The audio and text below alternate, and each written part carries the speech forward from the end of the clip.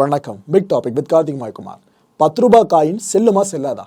இந்த கேள்வியை கேட்கறதே முதல்ல தப்பு தாங்க நினச்சிக்கிட்டு இருக்கேன். ஏன்னா செல்லும், ஆனால் ஒரு சில கடைகளில் இப்போ வரைக்கும் அதை வாங்க மாட்டுறாங்க. இதை பற்றி தான் முழுக்க நிகழ்ச்சியில் பேச போகிற. நிகழ்ச்சிக்குள்ள போகலாம்.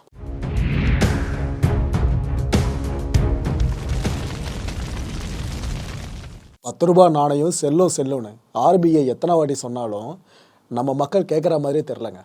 இப்போ 2023 வரைக்குமே இந்த ₹10 காயினை வாங்க மாட்டோன்ட்டு அங்கங்கே சந்தைகள் வளர்த்துக்கிட்டு தான் இருக்குது. இதில் ஒரு பகுதியாக ஒரு கடைங்க, அங்கே ஒருத்தர் போயிட்டு ₹10 நாணயத்தை கொடுக்குறாரு. அதை வாங்க மாட்டோன்னு சொல்லிட்டு அந்த கடைக்காரங்க அவ்வளோ தூரம் பேசுகிறாங்க. ஒரு இடத்துல வாய்க்கா தகராறு பெருசாக முற்றி போகுது. 2 பக்கமும் வார்த்தைகளை அப்படி பரிமாறிக்கிறாங்க.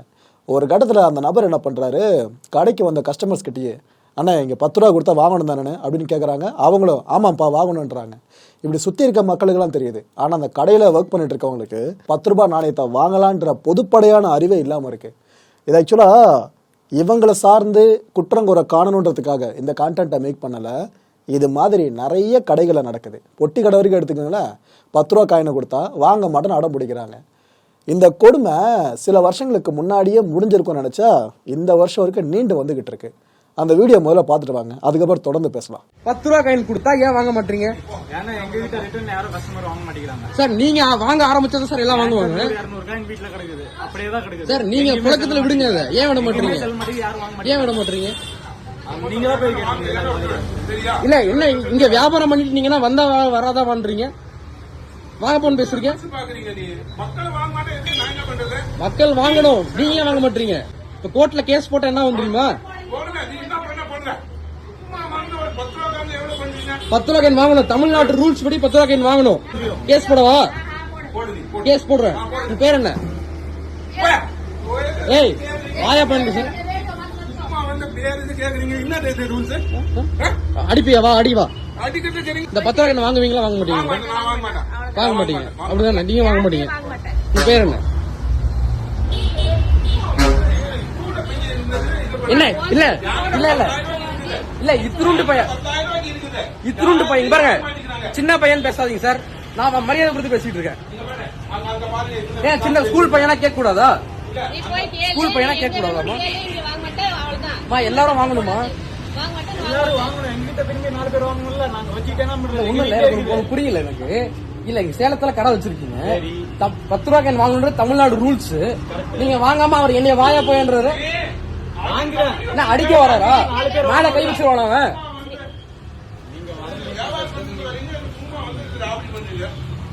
இல்ல தமிழ்நாட்டுல கடை வச்சிருக்கீங்க, தமிழ்நாடு ரூல்ஸ் ஃபாலோ பண்ணாம அப்புறம் என்ன பண்றீங்க? நான் இப்ப ஆவின்ல பால் வாங்க வரல, கூட சமோசா வாங்க வந்திருக்கேன்.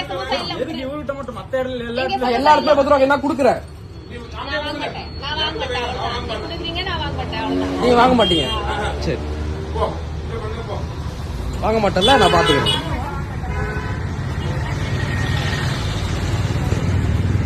ஒரு கடை வீடியோ போடுறதுல எல்லா கடையிலும் ₹10 காயின் வாங்குவீங்க. நீங்க வாங்கணுங்க. தமிழ்நாட்டுல கடை வச்சு என்ன பண்றீங்க? வா போன்னு பேசாதீங்க. மரியாதை கொடுத்து நான் பேசிட்டு இருக்கேன். உங்களை மேடம் தானே கூப்பிடுறேன். காசு கொடுங்க. என்ன அதை ₹10 நீங்க எப்படி பண்றீங்க?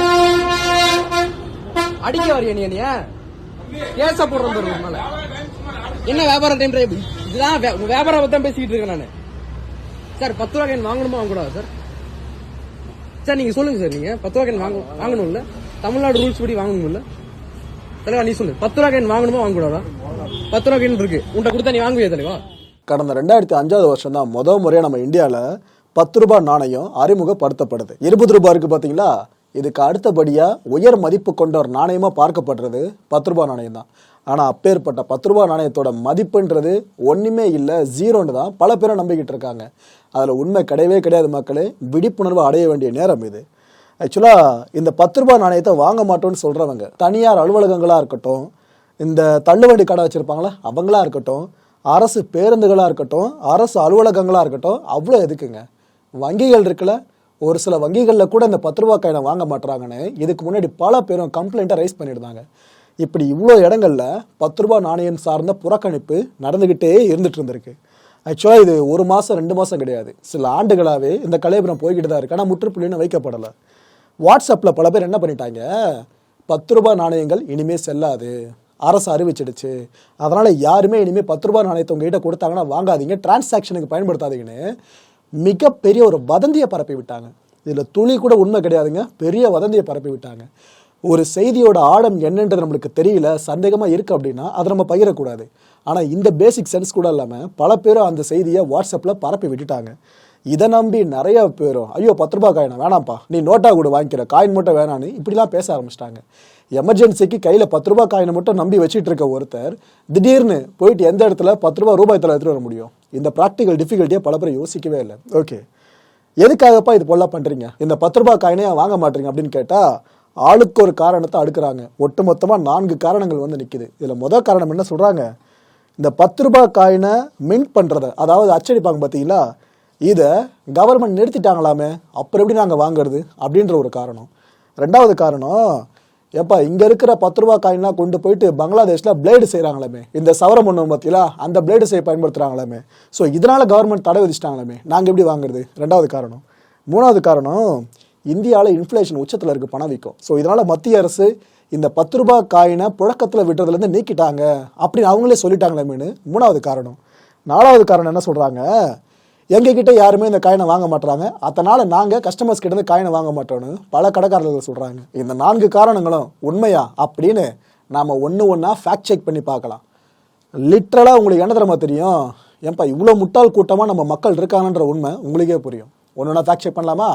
இதில் முதல் காரணம் சொன்னாங்க பாருங்கள், இந்த 10 ரூபாய் காயினை அச்சடிக்கிறதே நிறுத்திட்டாங்களாமே அப்படின்னு சொல்லிட்டு, அதில் உண்மைத்தன்மை என்னன்றதை பார்க்கலாம். 2019 வருஷம் தான் கடைசியாக இந்த 10 ரூபாய் காயினை அச்சடிக்கிற வேலை நடந்து முடிஞ்சது. ஓகேவா, நடந்து முடிஞ்சது. ஆக்சுவலாக நிறைய பேர் என்ன நினச்சிக்கிட்டு இருக்காங்கன்னா, வருஷம் இந்த காயின்ஸையும் கரன்சி நோட்டையும் அச்சடிப்பாங்க போல இருக்கே நம்ம அரசு அப்படின்னு நினச்சிக்கிட்டு இருக்காங்க. முழுக்க தவறான புரிதல் அது. வருஷம் அடிக்கிறதுக்கு இது என்னங்க ஈவென்ட் ஃபங்க்ஷனா, ஃபுல்லாக பத்திரிக்கை அடிச்சு கொடுத்துட்டு இருக்கிறதுக்கு? எல்லாமே கரன்சி நோட்டு, காயின்ஸு. எப்போ தேவை இருக்கோ அப்போ மட்டும்தான் ஆர்பிஐ இந்த முடிவு எடுப்பாங்க. கவர்மெண்ட் கூட எடுக்கல, ஆர்பிஐ எடுக்க அந்த முடிவை. ஸோ அப்பேற்பட்ட ஒரு நிகழ்வை ஏதோ பல ஆண்டுகளுக்கு முன்னாடி அச்சடிப்பு நின்றுடுச்சுன்ற மாதிரி ப்ரொஜெக்டை ஏற்படுத்திட்டு இருக்காங்க. ஆனால் உண்மை என்னன்னா 2019 வரைக்கும் கடைசியாக அடிச்சிருக்காங்க. ஸோ தேவை இருந்தால் திரும்ப அடிக்க தான் போகிறாங்க. இது புரியல பல பேருக்கும். சரி, ஓகே, இவங்க மைண்ட் செட்டுக்கே வரலாமே. அச்சடிக்கிறத நிறுத்திட்டா அந்த ரூபாய் தாளும் அந்த காயினும் செல்லாதுன்னு இவங்க புரிஞ்சுக்கிட்டு இருக்காங்களே. அப்படி பார்த்தீங்கன்னா 2000 ரூபாய் நோட்டை கூட தான் புதுசாக அச்சடிக்கவே இல்லை. அதனால் 2000 ரூபாய் நோட்டு செல்லாதா என்ன?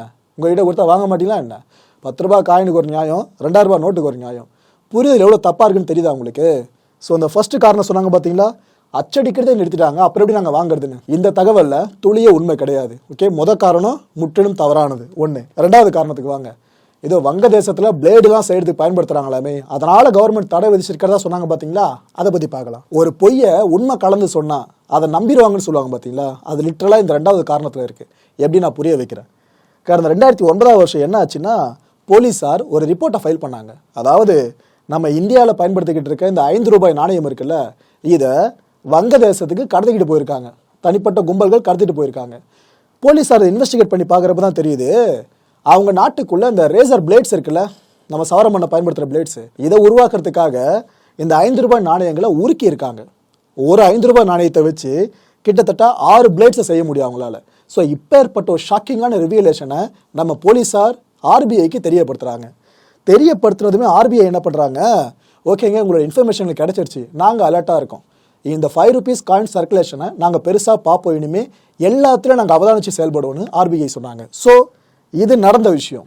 இந்த பங்களாதேஷ் கொண்டு போகிறாங்க இதுன்னு சொல்லிட்டு ஆர்பிஐ உறுதியளிச்சது எல்லாமே நடந்த விஷயம். எப்போ 2009. ஆனால் நிறைய பேர் என்ன கிளப்பி விட்டாங்க, 10 ரூபாய் காயினை நிறைய கொண்டு போகிறாங்க பங்களாதேஷ்க்கு, அதை வச்சு பிளேடு தயாரிக்கிறாங்க, அதனால் மத்திய அரசு 10 ரூபாய் காயினுக்கு தடை வச்சிட்டாங்கன்னு ஒரு புதிய பொருளையை கிளப்பி விட்டாங்க. ஒரு வேலை இது உண்மையே எடுத்துக்கிட்டாலும் 5 ரூபாய் காயின் தான் பேன் பண்ணப்பட்டதா சொல்லியிருக்கணும். ஆனால் என்ன சொன்னாங்க, 10 ரூபாய் காயின்னு சம்மந்தம் இல்லாமல் ஒரு காயின் உள்ளே கொண்டு வந்துச்சாங்க. ஸோ இப்படி எல்லாத்தையும் சேர்த்து பார்த்தீங்க அப்படின்னா இந்த ரெண்டாவது காரணம் இருக்கு பாருங்க, 10 ரூபாய் காயின் சார்ந்து, இதுவும் ஃபேக்கு தான். இப்போ மூணாவது காரணத்துக்கு வாங்க. ஏதோ இன்ஃப்ளேஷன் அதிகமாகிடுச்சு, இதனால் மத்திய அரசு தடை விதிச்சிட்டாங்களாமே 10 ரூபாய் காயினுக்கு அப்படின்ற உருட்டு. இது பச்சை உருட்டு.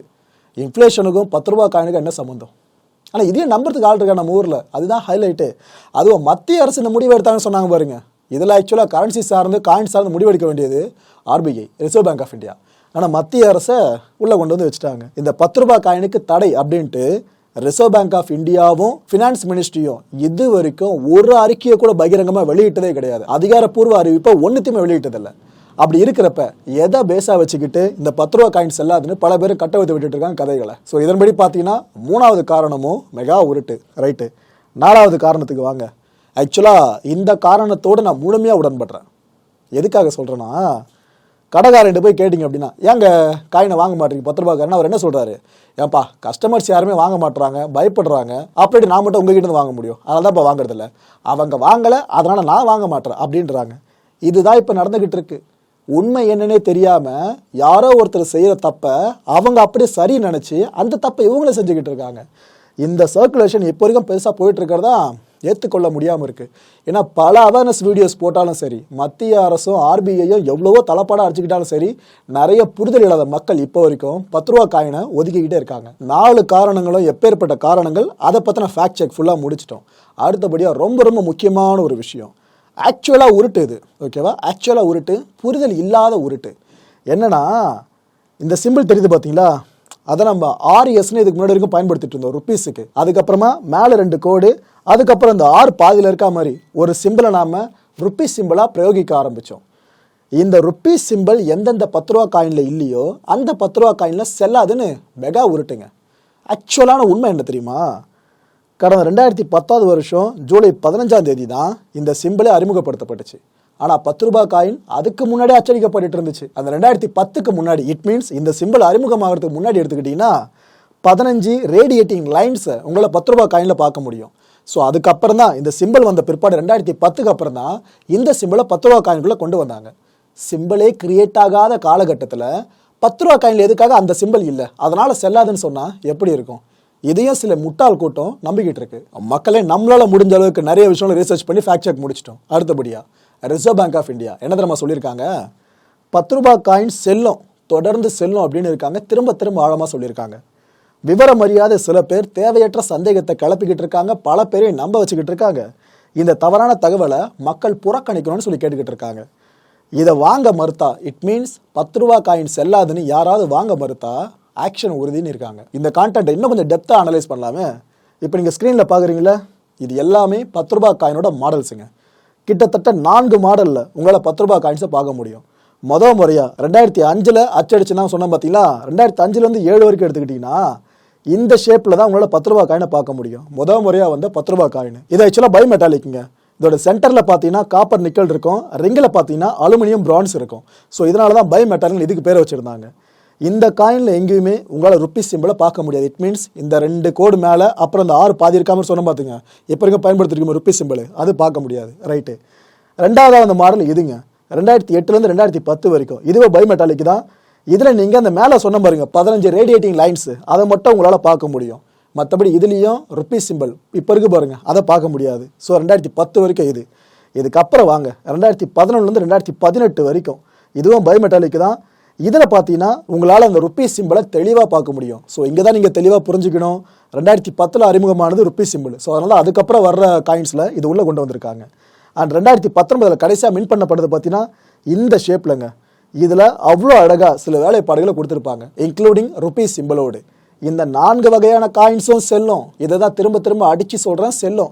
இதை விட்டுட்டு இந்த காயின் தான் செல்லும், இந்த காயின் செல்லாதுன்னு தேவையில்லாத குழப்பம் வேண்டாம். இப்போ அடுத்தபடியாக மின்டிங் ப்ராசஸ் பற்றி நம்ம பேசலாமே. நாம் இந்த காயின்ஸை நம்ம இந்தியாவுக்குள்ள 4 இடங்களில் அச்சடிக்கிறோம்.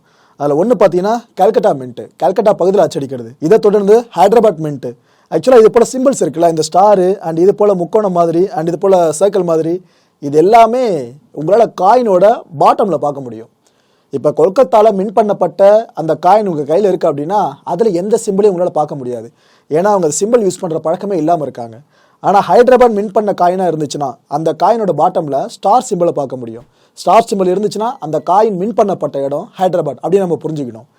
இந்த சிம்பிள் இருக்குது அப்படின்னா அது மும்பை மின்ட்டில் அச்சடிக்கப்பட்டது.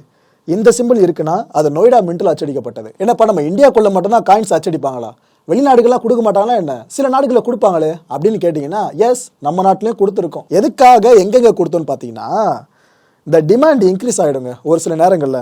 அதாவது சர்க்குலேஷன் ஆஃப் காயின்ஸ் இருக்குல்ல, அதோட டிமாண்ட் இன்க்ரீஸ் ஆகிடும். அந்த டைமில் தவிர்க்க முடியாத அந்த சூழலில் மட்டும் நம்ம உள்ள மட்டும் அச்சடிச்சா போதாதுன்னு சில நாடுகளில் இருக்க மின்ட் இருக்கும் பாருங்க, அந்த அச்சடிக்கிற இடங்கள் அங்கே கொடுத்துருவோம். அப்பேற்பட்ட நாடுகள் எது, அங்க மின் பண்ற காயின்ஸ்க்கு என்னென்ன சிம்பிள் அப்படின்றத இப்ப வர்ற காணொலியில தெளிவா பார்த்து தெரிஞ்சுக்குங்க.